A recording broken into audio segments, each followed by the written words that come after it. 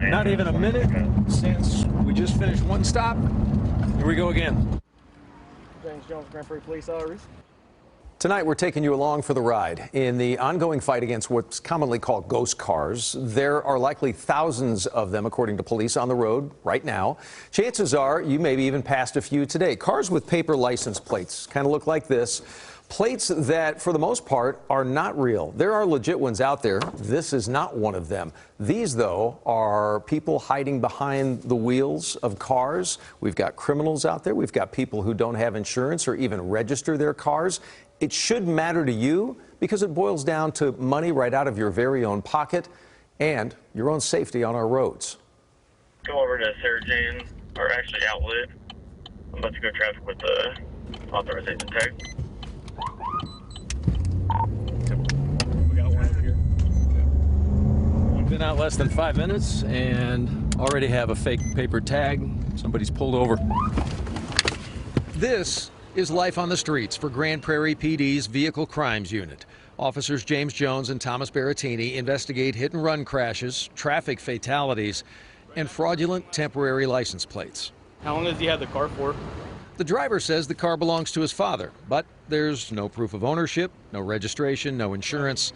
He does have another paper license plate to show them, but that's a fake too. It looks like the dealership has just been giving him, or whoever owns the vehicle, repetitive license plates instead of registering it. So the car's never been registered since when, you said? Since 2018. The driver ends up with 4 tickets and has to walk away. The car is going to the impound lot until someone can prove ownership. Hadn't been inspected in 5 years. And that happened within 5 minutes of us being out. A couple minutes. So you can do this all day long. Literally, the tow truck would have to follow us around if this is all we did. If you've got a computer and a printer at home, you can make a Texas paper tag. The fake plate problem isn't new to Grand Prairie Police Chief Daniel Cesny, but it's personal for him and the entire department. In November, Officer Brandon Sy died in a crash after pursuing a vehicle with a fraudulent plate. Police say they found out the driver was wanted on warrants in Bedford, DeSoto, Grand Prairie, and Waxahachie. This problem goes far beyond just violent crime, Doug. This really touches everybody listening to us today. Every time you hit the road, Cesny says, you're at risk. That's because many of these ghost cars, as they call them, aren't insured, and some aren't even safe to be on the roads. Which means if you get into a wreck with one, your insurance will be the one to take the hit. This issue literally is so enormous that all of us feel it, especially in our back pocket. The Texas Department of Motor Vehicles has been under pressure to fix this problem for years. In November, days after the death of Officer Sy, the DMV released an updated version of the temporary tag with a QR code and some other new security features aimed at cracking down on counterfeits. Some of these tags that we have seized this week, criminals have already figured out the QR code and are taking you to a dummy website to make it look legitimate. So then it begs the question, what has the brand new design done to help the problem? Doesn't sound like much. I would argue little to nothing.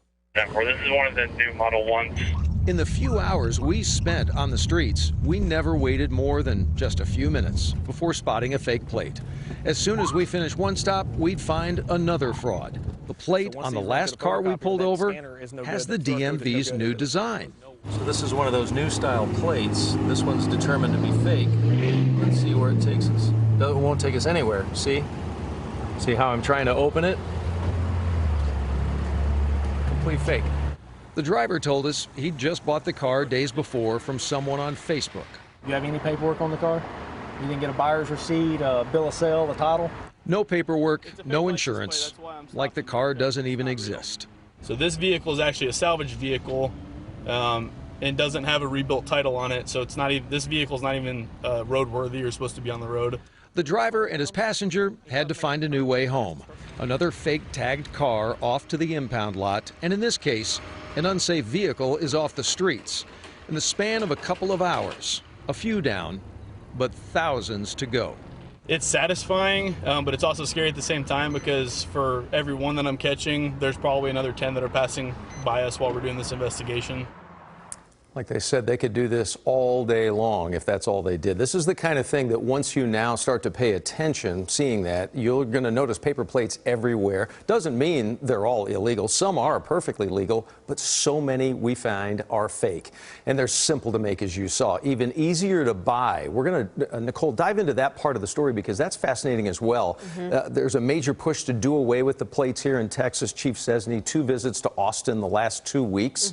He went actually the day before we sat down with that interview. But we'll talk about the legislative side of this thing and, more importantly, how simple these things are to buy and to skirt the law. That was going to be my first question, is like, it must be super accessible for folks to get this. Completely. Because it happens, you're seeing it on the road every day. Completely. And it's a place you probably visit every single day. There So you go. We'll dive into that on Monday night. Thanks, But Doug.